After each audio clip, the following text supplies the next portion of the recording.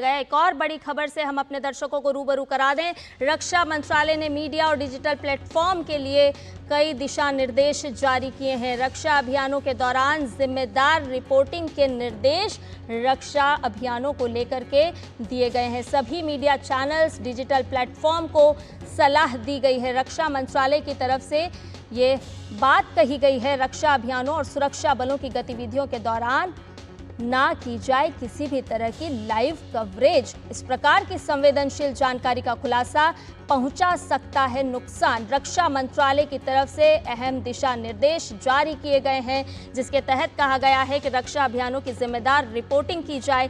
साथ ही साथ सभी मीडिया चैनल्स, डिजिटल प्लेटफॉर्म इस बात का ध्यान रखें कि किसी भी तरह की भारत की गोपनीय चीजें बाहर नहीं जा सके।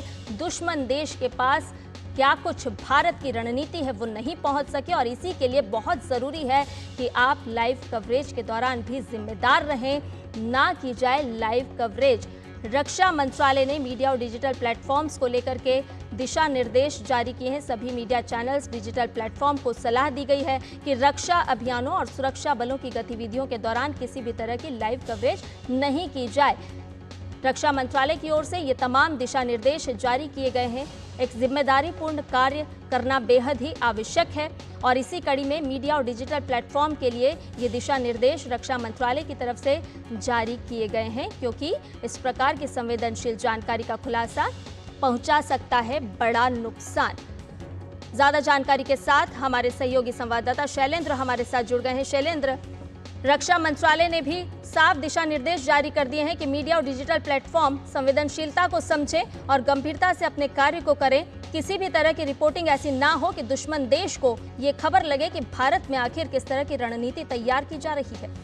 ये बिल्कुल एक एडवाइजरी जारी की गई है, जो न केवल टीवी चैनलों के लिए है बल्कि डिजिटल प्लेटफॉर्म के लिए भी है कि कोई भी लाइव कवरेज या फिर कोई डिफेंस ऑपरेशन की जो जानकारी है वो उस तरह से एक तरह से साझा ना की जाए। और ये भी उदाहरण दिया गया है कि इससे पहले देखने को मिला कि जब करगिल वार हो रहा था या फिर जब 26/11 का आतंकी हमला हुआ था, तब इस तरह की कोई लाइव रिपोर्टिंग हुई थी, इस तरह की घटनाक्रम हुए थे, जिससे ये लगा था कि वो उस तरह की रिपोर्टिंग नहीं होनी चाहिए थी। अपरिपक्वता दिखाई गई थी कई मीडिया चैनल्स के द्वारा, कई पत्रकारों के द्वारा। तो इसलिए ये खास तौर पर एडवाइजरी जारी की गई है भारत सरकार के द्वारा कि मीडिया चैनल्स और डिजिटल प्लेटफॉर्म इस बात का ध्यान रखें कि सैन्य कार्रवाई की को लेकर, उसकी आवाजाही को लेकर, मूवमेंट को लेकर या फिर लाइव रिपोर्टिंग ना की जाए। और चूंकि समय समय पर प्रेस ब्रीफिंग होती है, जो भी सैन्य कार्रवाई होती है उसकी विधिवत जानकारी दी जाती है, उस पर भरोसा करें, उस जानकारी को जनता के साथ साझा करें, ना कि सोर्स बेस या फिर कुछ ऐसी खबरें जो अपुष्ट हैं, जो एक तरह से जिनकी बाद में ये उसको खंडन किया जाता है या फिर वो पुष्ट नहीं हो पाती है, इस तरह की रिपोर्टिंग ना की जाए। ये बहुत महत्वपूर्ण एडवाइजरी है, खास तौर पर उन पत्रकारों के लिए, उन मीडिया चैनलों के लिए, उन डिजिटल प्लेटफॉर्म के लिए।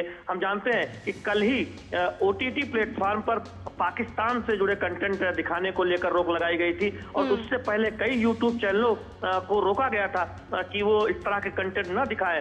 उन पर बैन भी लगाया गया था जो अपुष्ट हैं या फिर जो एक तरह से देखें कि उचित नहीं है। और मीडिया चैनलों को पहले ही सूचना प्रसारण मंत्रालय की तरफ से इसको लेकर एक SOP जारी की गई थी, जो एडवाइजरी जारी की गई थी, और अब रक्षा मंत्रालय ने भी इस बात को दोहराया है। तो आप समझ सकते हैं कि कितना महत्वपूर्ण ये एडवाइजरी है मीडिया चैनलों के लिए और साथ ही साथ डिजिटल प्लेटफॉर्म के लिए कि कोई भी लाइव रिपोर्टिंग इस तरह न की जाए। क्योंकि जब भी कोई सैन्य ऑपरेशन होता है, जब भी कोई इस तरह का सेना की तरफ से कोई कदम उठाया जाता है, तो उसकी विधिवत जानकारी दी जाती है।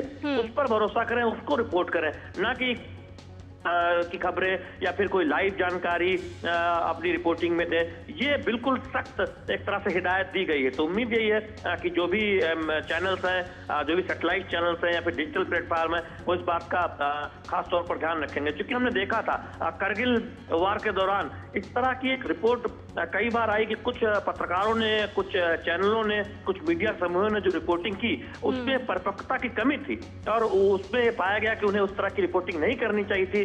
और लाइव रिपोर्टिंग को लेकर भी सवाल उठे थे जब 26/11 मुंबई आतंकी हमले के दौरान लाइव रिपोर्टिंग कुछ चैनलों ने की थी और बाद में सख्त निर्देश दिए गए थे कि इस तरह की रिपोर्टिंग अगर कोई कभी हमला होता है या फिर कोई सैन्य कार्रवाई होती है तो निश्चित तौर पर ना किया जाए, क्योंकि उससे एक मदद मिल सकती है अप्रत्यक्ष तौर पर दुश्मन को या फिर आतंकियों को। तो ये बात पहले भी कही गई और अब सख्त तरीके से एक दिशा निर्देश जारी किए गए हैं रक्षा मंत्रालय की तरफ से।